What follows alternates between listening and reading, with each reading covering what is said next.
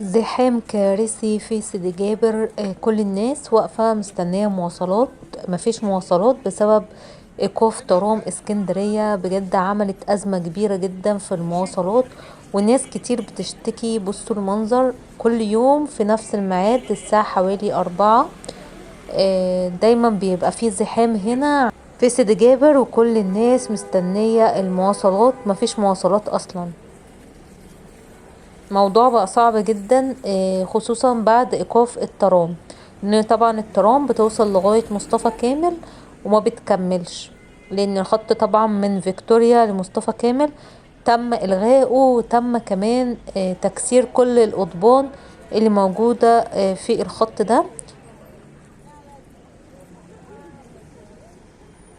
موضوع صعب جدا جدا، أزمة كبيرة في المواصلات في اسكندرية بسبب ايقاف ترام الرمل.